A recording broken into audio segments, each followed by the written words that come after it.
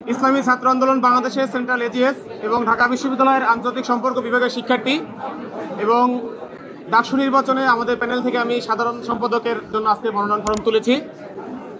আলহামদুলিল্লাহ, পরিবেশ খুবই ভালো, সবাই ফর্ম নিচ্ছে।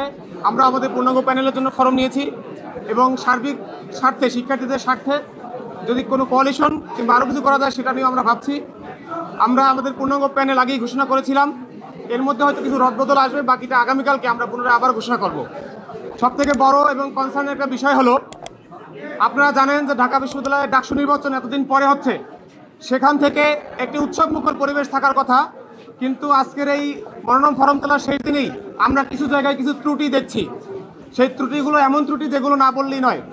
আপনারা জানেন আচরণবিধির মধ্যে স্পষ্টভাবে উল্লেখ আছে কোনো প্রার্থী 5 জনের বেশি লোক সাথে নিয়ে ফর্ম তুলতে কিংবা জমা দিতে পারবেন না, এবং তিনি ফর্ম তোলা কিংবা জমা দেওয়ার সময় কোনোভাবেই কোনো মিছিল, স্লোগান কিংবা হাততালি এগুলো ব্যবহার করতে পারবেন না। কিন্তু আমরা সেখানে আজকে দেখতে পেয়েছি ছাত্রদলের একজন প্রার্থী, তিনি নিজে এসেছেন, তার দলের লোক নিয়ে এসেছেন এবং মিছিল দিতে দিতে, বিশাল একটি গ্রুপ নিয়ে মিছিল দিতে দিতে তিনি ফর্ম তোলার কক্ষে প্রবেশ করেছেন।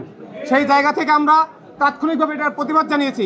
কিন্তু নির্বাচন কমিশনে যারা আছেন, আমরা দেখেছি তারা খুব বেশি বড় কোনো ব্যবস্থা নেওয়া হয়নি।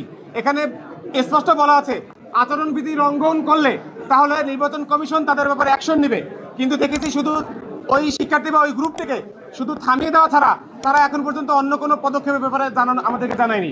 আমরা আবার এখান থেকে বলে রাখছি, ছাত্র দলের তানভীর বাড়ি হামিম, তিনি একটি মিছিল নিয়ে এসেছেন, একটা গ্রুপ, এবং তার নাম ধরে স্লোগান দিয়ে দিয়ে এই কমিশনারের রুম পর্যন্ত প্রবেশ করেছেন।